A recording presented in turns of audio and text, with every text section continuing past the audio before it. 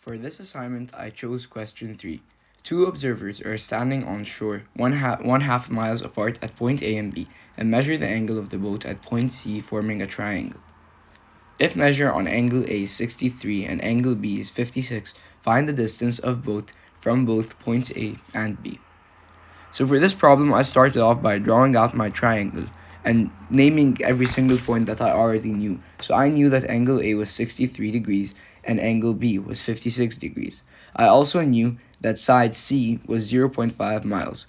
Oh, and also, through knowing that I had 63 degrees and 56 degrees, I was able to figure out the third angle, which was 61 degrees. And I did that by finding the sum of the first two angles and subtracting the sum from 180, which is supposed to be the measurement of the three angles. So, now I had to decide which law I would use, law of sine or law of cosine. I already know that law of sine is when you have the angle and the side opposite to the angle. So when I found that I had this in this case of this triangle and that I had an angle and the side of the opposite angle, then I found that 61 degrees and the opposite side would be C, which I already knew could be used to find the answer. Therefore, I used the law of sine. And as you can see, I wrote down 0.5 miles. Well, now we can start answering. And to find A, we have the equation, and I wrote sine of 61 degrees over 0.5 miles equals sine of 63 degrees over A in order to find side A. And of course, through the calculations, I got sine of 61 degrees multiplied by A equals sine 63 times 0.5 because I cross multiplied. And now we had sine 61 degrees multiplied by A equals 0.445503. And I had to divide sine 61 from both sides in order to eliminate sine 61. And at the end, I got 0.509368, which now when we round it up will be approximately for side A, 0.51.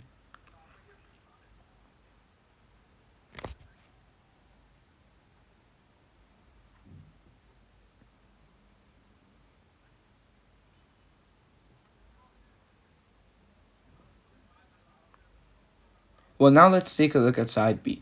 And I used the same strategy for side B. And I also solved this using the law of sine and cosine. And I started off by using the law of sine, and I'll show you how to do it using the law of cosine as well.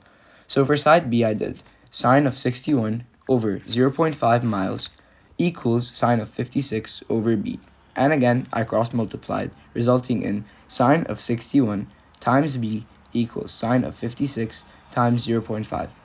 And when I had to answer this, I got sine of 61 times b equals 0.414519. And then, of course, I divided by sine of 61 to eliminate it. And therefore, I got at the end b equals 0.414519 over sine of 61, which ended up with b equaling 0.473942. And therefore, approximately b equals 0.47.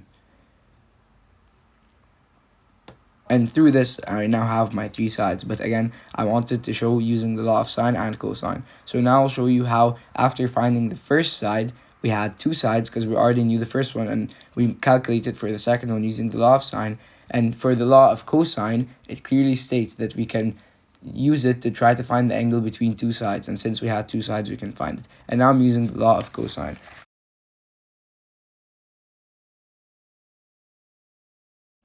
So the standard equation to find side B using the law of cosine is b squared equals a squared plus c squared minus 2ac cosine b.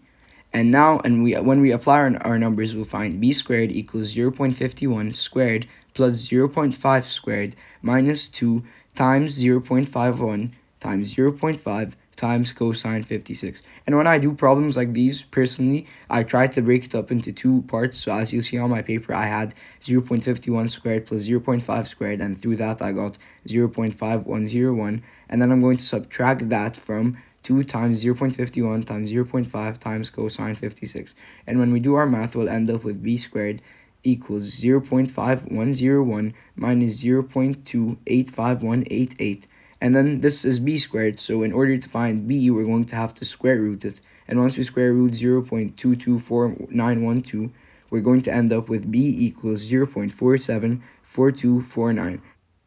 And when we round a number like 0.474249, we end up with b equaling 0.47, which is exactly what we had in the beginning when we solved using the law of sine.